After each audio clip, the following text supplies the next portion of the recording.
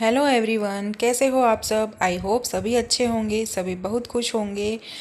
तो मैंने कल आपके साथ वीडियो शेयर किया था, मेरी एक अलमीरा मैंने क्लीन करी थी उसका। और आज मैं फिर से उसी टाइम पे मतलब शाम के खाने के बाद मैं फिर से ऊपर आई। उसके बाद मैं अपनी दूसरी जो वार्डरोब है वो भी क्लीन कर रही हूँ। तो ये मेरे हस्बैंड और न्यू की वार्डरोब है और इसको मैं आज क्लीन कर रही हूँ। तो उसके लिए मैंने पहले इसको खाली कर दिया है, मतलब जो कपड़े थे वो मैंने सब निकाल दिए हैं। और इनके जो कैबिनेट्स हैं उनको मैं पहले क्लीन कर रही हूँ कपड़े से। और उसके बाद मैं इन सारे कपड़ों को फिर से अरेंज कर रही हूँ। तो ये जो पाउच मेरा है, इसमें मैं अपने हस्बैंड के जो न्यू शर्ट वगैरह होते हैं वो इसमें रखती हूँ। तो वो मैं इसमें रख रही हूँ। अभी हम रिसेंटली उदयपुर गए थे और वहाँ से शॉपिंग भी करके आए थे। तो इनके 5-6 जोड़ी कुछ हम लोग ड्रेस लेके आए थे। तो उसमें से भी मैं जो न्यू वाले सब हैं वो सब इसमें रख दूँगी।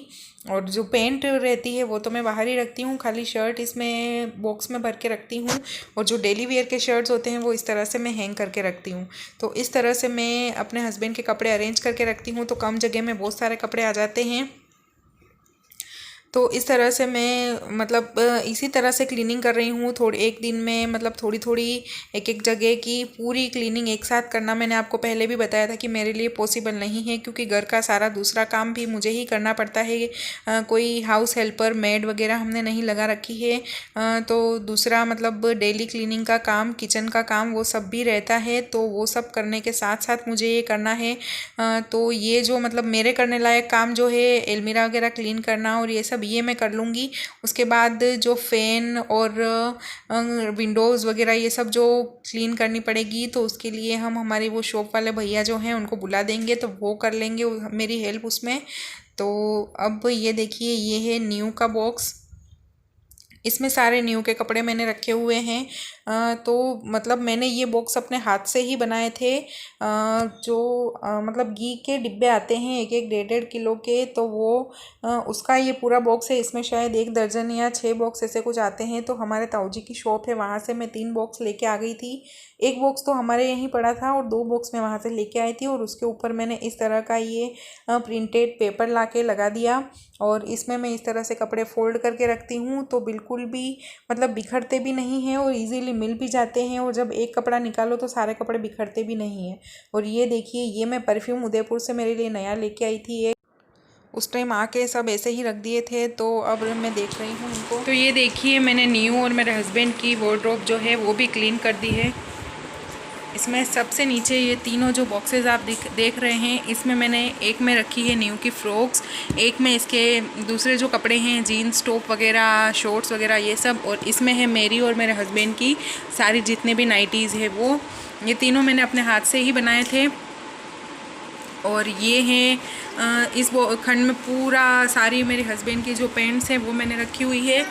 और यहाँ पे ये बेडशीट और न्यू के शॉर्ट्स और लोअर्स वगैरह हैं वो इसमें रखे हुए हैं। उसके डाइपर है और एक पार्सल भी यहाँ पे पड़ा हुआ है। इसका भी मैं आपके साथ एक दिन वीडियो शेयर करूँगी। मैंने अभी बहुत सारी मीशो से शॉपिंग करी है, तो उसका मैं अलग से वीडियो बनाऊँगी जब सारे पार्सल आ जाएंगे उसके बाद।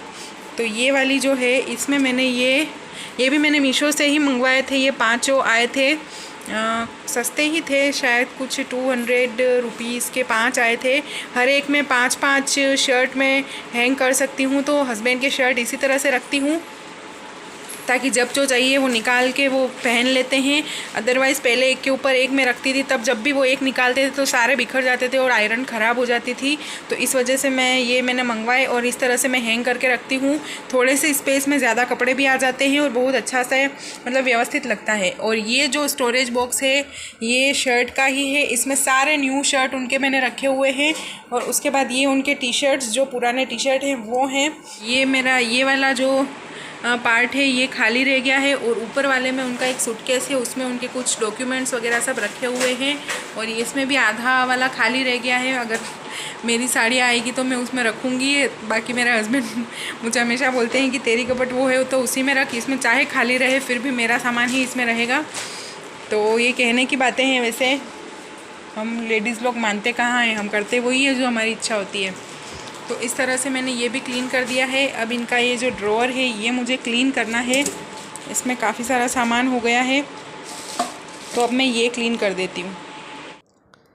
तो इस ड्रॉअर में से जो सामान मुझे बाहर निकालना है तो वो मैं पहले बाहर निकाल दूँगी, मतलब कि जो मुझे इसमें फिर से नहीं रखना है वो जहाँ मुझे रखना है वहाँ मैंने रख दिया, और बाकी का पूरा मैंने खाली कर दिया और कपड़े से अच्छे से क्लीन कर दिया। उसके बाद मैं फिर से इसे जमा रही हूँ।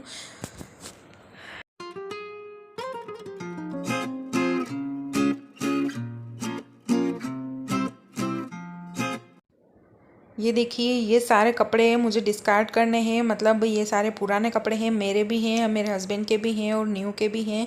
तो इनको चाहे तो मैं डोनेट करूँगी, मतलब डोनेट करने जैसे होंगे तो डोनेट करेंगे, अदरवाइज़ फेंकने जैसे फेंक देंगे, या कुछ काम में भी आ जाते हैं, जैसे पोछा ओछा लगाने के लिए, साफ़ सफाई में, तो उसके लिए जो यूज़ में आने वाले होंगे तो वो उसके लिए रखेंगे। तो अब मैं आ गई हूँ मेरी जो एक और कबर्ड है जिसमें मैं अपने डेली वियर के कपड़े वगैरह रखती हूँ, और जिसमें मेरी ड्रॉअर्स हैं। तो ड्रॉअर्स तो अभी भी मेरे क्लीन नहीं हुए हैं, ये तो मैं एकदम फ्री होके और जब न्यू सो रही होगी या फिर शॉप पे जाएगी तभी करूँगी, क्योंकि इसमें काफ़ी सारा मेरा छोटा छोटा सा सामान है, ज्वेलरी वगैरह। तो अगर वो मैं इसके सामने खोलूँगी तो ये मुझे नहीं करने देगी और कुछ तोड़ फोड़ भी कर देती है, तो इसके लिए वो मैं अभी क्लीन नहीं कर रही हूँ।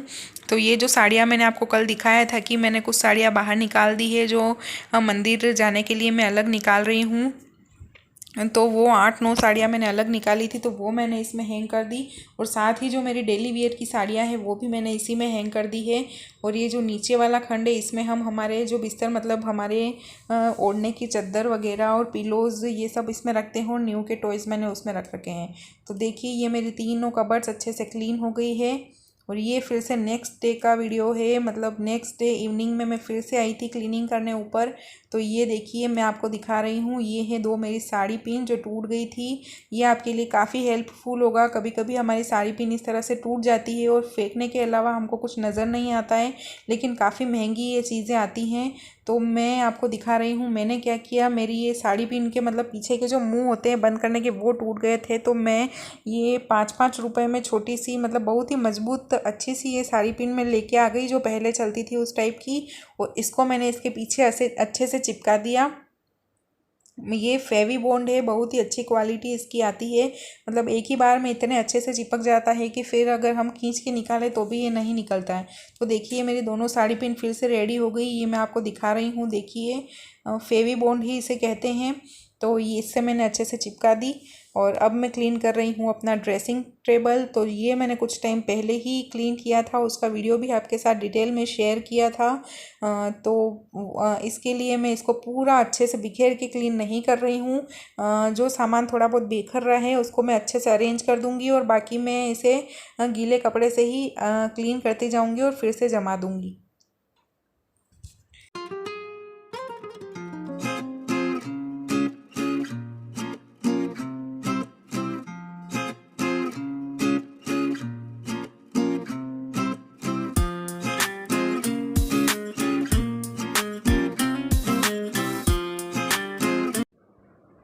और जो ड्रेसिंग टेबल का ऊपर वाला पार्ट था वो मैंने क्लीन कर दिया है। अब जो नीचे 2 कैबिनेट्स और बने हुए हैं उनको क्लीन करने की बारी आती है। तो उसमें काफ़ी सारा सामान भरा हुआ है, मतलब घर में और अपने रूम में, किचन में कुछ ना कुछ पार्ट ऐसे होते हैं जहाँ पे मतलब जो भी हमारे हाथ में आता है वेस्ट आइटम, या कभी ऐसे जो यूज़ में कम आता है वो मिलता है, वो हम डाल देते हैं। तो मेरे रूम का यही पार्ट ऐसा है जिसमें मैं कुछ भी डालती रहती हूँ। और देखिए, साथ में मुझे मेरी दिवाली के लिए काफ़ी हेल्पफुल चीज़ मिली है, मतलब पुराने जो मेरे रंगोली के कलर्स रखे हुए थे वो मुझे मिल गए। और ये ऐसी चीज़ें हम रख देते हैं और फिर जब काम आता है तब याद ही नहीं आती है, और फिर हम नई ही लेके आ जाते हैं। तो मुझे अभी ये मिल गई तो अब मुझे याद रहेगा, और पहले मैं इनको यूज़ करूँगी, उसके बाद अगर ज़रूरत होगी तो नए कलर्स लेके आऊँगी। तो इसमें काफ़ी सारी पॉली बैग्स वगैरह सब रखे हुए हैं। तो जो मुझे लग रहे हैं कि मेरे काम में आने जैसे हैं तो वो मैं रख रही हूँ साइड में। और जो पीछे आप बड़ा सा झोला देख रहे होंगे उसमें सारा मैंने मतलब जो डिस्कार्ड करना है वो सब सामान भरा हुआ है। एक बार तो मैं इसमें भरती जा रही हूँ, चाहे वो कोई कपड़े हों चाहे कुछ भी हो। उसके बाद जब पूरी क्लीनिंग हो जाएगी फिर मैं इनको फिर से बिखेरूँगी, और जो स्क्रैप में जाने जैसा होगा उसको स्क्रैप में डालेंगे, और जो पुराने वेस्ट कपड़े काम में आने जैसे होंगे उनको रखूँगी, और बाकी के सब जो कचरा डालने का होगा वो सब मैं डाल दूँगी। तो इस तरह से मैं कर रही हूँ अपने घर की क्लीनिंग। तो मेरा ये ड्रेसिंग का जो एक एरिया है वो भी मेरा क्लीन हो गया है।